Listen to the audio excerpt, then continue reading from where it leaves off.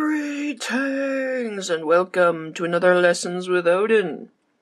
So it's been requested of me to kind of take it down a notch and do something back to basics.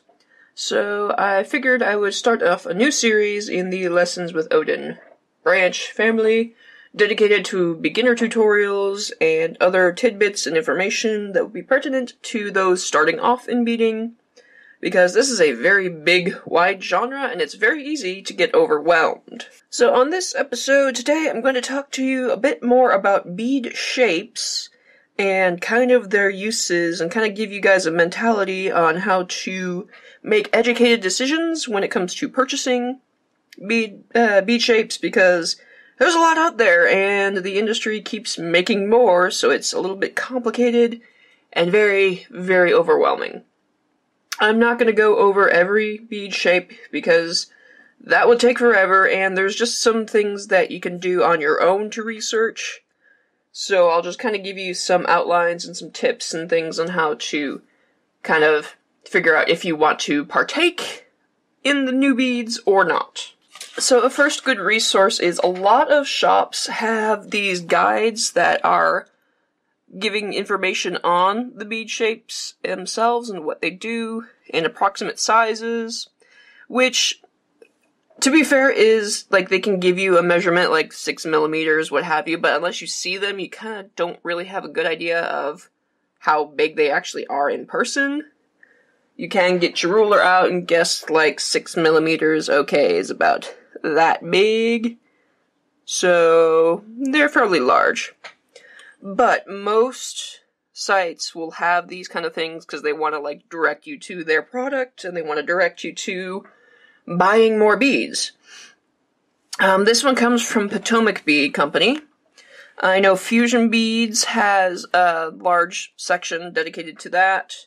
An easy way to find, like, if you see a pattern and you have mentioned a bead shape that you've never seen before, usually these names are unique enough that they're trademarked, so if you just Google search what they are, you can generally find them.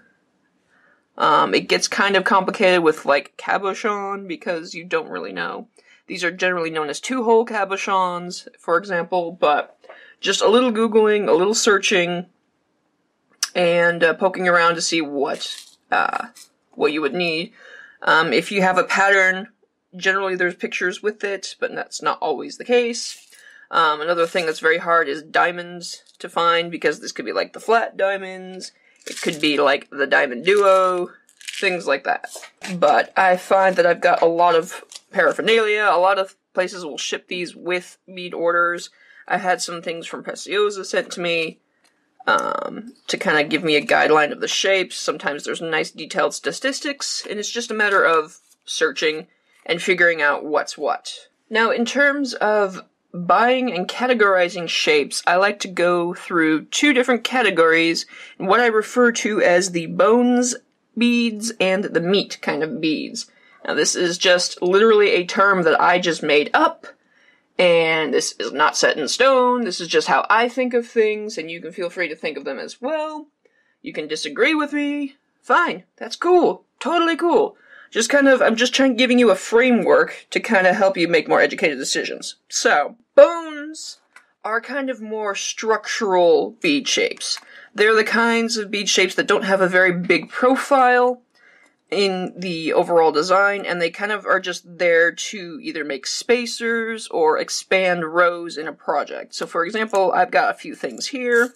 I have the two-hole diamonds. You can kind of see these are very thin, and when you bead them up, they're not going to give a very big profile, and they're not going to take up a lot of space in your final bead projects. For example, you can kind of see these are the diamonds that I have made in this project, and they don't take up a lot of space, but they do expand and extend the project and get me to where I want to be. And any tutorials that I have will either be down below or in a card up here, so if you're interested in making these pieces, more information on that later, but I digress. So we have things like the two-hole diamonds, we have the beams, which again are just 3-strand beads, very thin, so they're not going to take up a lot of space in a project. Same thing with crescents. They're not very wide. They're basically there to be a little bit decorative and to expand your rows in a project. Case in point, these are the crescents that I have here. They make a nice little aesthetic addition, but they don't add too much in the width of a project. These are Toho demi-rounds, and they are very nice for spacers and for just taking up a little bit of room. Or even since the holes are so big, you can use them to expand a row. And they're just very nice, very universal pieces. And one of the more popular shapes are super duos. I like to consider them bones because they're rather small, but they're a pretty universal shape right now. This is probably one of the more infamous bead shapes, and ones that have a lot of popularity and a lot of patterns dedicated to these. But they're small, they don't have a big profile, and they just expand your work. So I kind of consider them to be bones. So the next category that we have are what I call the meat. And these things can be used to transition rows if you want, but these are kind of what I consider gap fillers and more aesthetic purposes for your projects, the things that make things shiny and pointy and what have you. So these would be things like your check fire polish beads and your bicones, what have you. So they're all there to just kind of make things shiny and to kind of just add extremities. I also categorize spikes in this one because they're more like drops. They don't really serve too much of a purpose structurally. They just kind of, make pointy things pointy. That, as well as your daggers, those as well can do that because there's just one point on here. It's a large enough hole to expand another row, but they're mostly there for aesthetic purposes. That's kind of what you think of when you have the meat of a project. Then there are kind of these hybrid pieces which add both aesthetic as well as structure. These are a lot of your 2-hole beads, and that are very large, something like your tilas, which are 2-hole squares. They take up a lot of space, but they still expand. And they don't transition smoothly. You kind of need something to kind of wrap around, or you need to work with your thread a little bit, so like the Chaops we have here. It adds a lot of aesthetic, but at the same time you have a very large gap between your pieces. Things like diamond duos as well, diamond duos and gem duos I'd consider hybrids, because they're very pretty, they add a lot of structure to your piece as well, but you need to do a little bit of work to transition these holes nicely. There's a very large, wide gap in between theirs in comparison to some of the bone kind of pieces that you can kind of get away with. And just wider things such as 2-hole honeycombs and 2-hole cabochons. All of these are kind of like, they take a lot of space, but at the same time they can add structure if you work with your thread right. So for example, we've got the 2-hole cabochons here. It took a bit of work in order to make the transitions work right, and they do take up a lot of space aesthetically. So that is just kind of my general guidelines on bead shapes and how I categorize them. And then the next important shape is the seed beads, but we're going to talk about them in a later video because that's a whole nother topic on its own that I can get into detail with there. So be on the lookout for that. So with all of this in mind, it now comes to what exactly you want to purchase in your collection and what you want to have in your stash. Now, the first thing you're going to want to look at is the sort of patterns that are available. If there's not a whole lot of patterns you can find on a shape, you might want to wait a little while before coming out with it and purchasing it yourself. A lot of the times, if a manufacturer has decided to bring out a new shape, they'll try to feature a whole bunch of new tutorials with it, but that's not always the case, and they're not very inspiring sometimes either. And kind of look at the bead shape and figure out how much inspiration you personally get out of it, not so much a ooh shiny factor, which that can help and be inspiring, but if you don't have like a project in mind with it, it's probably best to wait until you can think about it a little bit. And to keep yourself from buying everything under the sun, stick to 1 or 2 color palettes that you have that you'd like to work with the most, and experiment with other colors later. So for example, everybody probably knows that my go-to color palettes is black, red, and silver. So usually when there's new shapes that come out, I will stick with the black, red, and silver. I also use a lot of earthy tones, a lot of gold, copper, or a lot of bronze and greens, so I'll probably buy the metallic bronze or the metallic greens that come out. And that's it. I will stick to that. And if I decide that a new color comes out that I really want to play with, or a palette inspires me, I might buy that later. This just kind of keeps me from going, ooh, that's pretty, ooh, that's pretty, ooh, that's pretty, and then I'm stuck with a whole bunch of beads that end up collecting dust because I don't get to them, and stuff like that.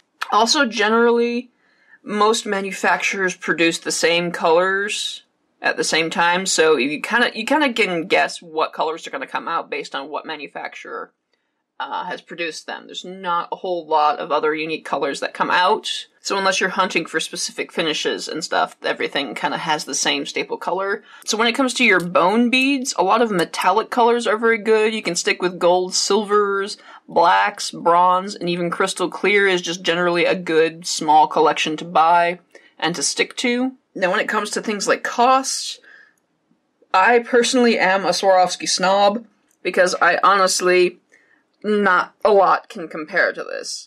I've also noticed that other brands that produce bicones, they don't necessarily stick to the same size. They're not as always uniformly cut. They're also a lot sharper, and I end up with a lot of more cut threads. You can see how this one is much larger than the others. This is especially a problem when it comes to the 3mm size. The 3mm size from other brands are a lot larger, and it does mess up my designs quite a bit. But ultimately, you do get what you pay for when it comes to bicones. Now, that being said, even though Swarovski is very expensive, you can be really thrifty about it.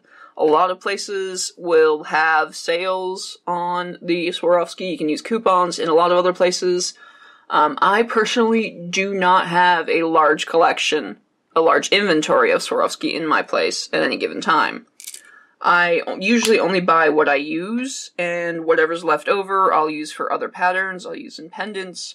I don't usually buy a lot, because I'm not constantly producing content, so I don't need to, unless I've got a commission or something like that. So if you can be patient, you can wait, and you can buy in places that have like assortability discounts, where if you buy more, everything's cheaper per bead. And there's another thing to consider, like when a new bead shape comes out, sometimes there's exclusivity contracts, which means that the place that introduces them is the only place that can sell them for an extended period of time. And those places are usually more expensive. But if you wait around a little bit, this gives you time for having more patterns come out that use this bead shape, and other places will tend to sell it at a discounted rate in order to compete with the rest of the industry. And it's also cheaper to buy in the source. For example, if you want Czech glass beads, buying from a Czech glass distributor is often the best bet for that and the most cheap. Despite shipping, it still ends up being a lot cheaper. So, what makes beading a really complicated and or frustrating hobby is that there really isn't a one-stop shop for beads. Every supplier is good for different things. Whenever I have a commission, I'm usually buying from 3 different places minimum, and it's really frustrating. Sometimes colors are out of stock that I need, and shapes, and some people carry special shapes, special finishes, special designs. So I'm going to kind of go over my favorite shops, and I also have a full list that has been kind of curated by the members of the Creations from Lessons with Odin group, so if you want to check out the Files tab down below, I'll leave a link in the description box if you want to come join us and discuss more about these topics and add your own suppliers to give other people ideas. But my personal favorites, I have art beads and fusion beads. I tend to buy from the most because I can buy piecemeal. Fusion beads and art beads are kind of interchangeable to me. If one has all but one thing I need, generally the other shop has everything else. So I tend to buy from one or the other. I do this mostly for commissions or for any design projects that I want to experiment on. It is more expensive per bead, but I can buy piecemeal from there, which means I only buy what I need, and it tends out to be cheaper for me, and I'm not left out with a lot of extras that I don't know what to do with because I have a very limited budget. So I end up spending less, even though everything is more expensive. Another favorite place is Aura Crystals. I love shopping with them. Whenever I have bigger commissions, I tend to buy more from them. They got great customer service. Their seed bead selection is fantastic and very, very reasonably priced. They've got sortability discounts or quantity discounts. So if you spend like X amount of dollars, you get X amount of discount off. Very fast shipping. I get them, although I live nearby them, so I get things usually with like a day or two after it's shipped. Their crystal prices are pretty good too. It's just I have to buy like 144 or 48 at the same time. So if I'm going to use it, I'll buy it from them. Scarab beads is probably my go-to place for any check glass, any of the shape beads, like the crescents. The scarab beads is my favorite place for spikes, because they are generally cheap, and they have a different sets of, packages, so you can buy like 10 to 50, and per bead it's cheaper, and the shipping is pretty reasonable too, and I generally get them pretty fast. So I like shopping from Scarab beads as well. And then Back to Bead is a really cool place because they have a lot of different shapes and finishes. They are infamous for the 4-seed, which is a really cool shape. They're really tiny, really cute, little quads. I would definitely consider these a bone type of shape, just because it's got a smaller profile, and it's generally meant for expanding rows. Another thing is good about Back to Bead is that they sell in quantities, so you get like huge packages of beads for a very reasonable price. And then they just opened an Etsy shop as well, where they have smaller quantities, so if you don't want to buy like 650 fire polish beads at once, you can buy smaller packages and smaller sets of daggers, so feel free to check that out. They have a lot of unique finishes, a lot of like, rustic, older, aged metallics kind of things, like, let's see, I just had it. Like that. They have a lot of the aged, antique look things, and they're just really cool. And then finally, Fire Mountain Gems. Everybody kind of pretty much knows Fire Mountain Gems when they first start out. It's kind of the closest thing to a one-stop shop. They have very cheap. Their prices are a lot more reasonable. And they have quantity pricing, so the more you buy, the cheaper it is, and they have a flat rate shipping, which is okay. I tend to buy from them when I have large orders to do, when I'm trying to fill out a stash or do a big show. It's not really great for experimenting, and if you want to buy smaller quantities, it's not really what I recommend for that. But they have a really good finding selection. So, yeah. So those, 6 places? 1, 2, 3, 4, 5, 6 places are what I generally stick to. So, I rarely shop at big box craft stores whenever I need something. It's probably an emergency, or if I'll just need like some findings or something. And to me, they just don't carry what I personally look for, and I've been trying to stick to, if I don't find an immediate use for something, I don't buy it. And anything they have, like Czech Glass or Swarovski, is hyped up to a really super premium, and it's just really not competitive to other prices you find online, which is kind of strange since they are certainly large enough to buy in quantity and can sell competitively, but I guess they just choose not to. And I think they've actually started to get rid of their Swarovski. Either that or they're finding a new seller to do it, because a lot of my craft stores are wiped out of the Swarovski. But other than that, that's pretty much my primer for shaped beads. That was a lot of information, I know. So feel free to leave any questions in the comments, or come join us at our Facebook group at Creations from Lessons with Odin. There are links down below where you can find that. I hope this kind of helps you develop a mindset on how to shop a little bit more thrifty and a little bit more restrictive, so that you don't end up buying like a whole bunch of things and then you have like 10 years down the road and you're like, oh, why did I buy that? So yes, come and ask questions. If I don't get to you, there are lovely people on the group that will totally answer as well and give suggestions, because this is a very fun, very open craft, and it can be a daunting and intimidating craft, but once you get into it, you will be so happy making a bunch of shiny things and delightful, fun stuff. So, I think that will do it from me. Let me know some suggestions down below on what you would like me to go over. Next time I think I'm going to go over seed beads and shapes, because that's another realm that is kind of complicated, sort of. Actually, not really. It's not complicated, it's just once you kind of figure out what you want, that's what you should get.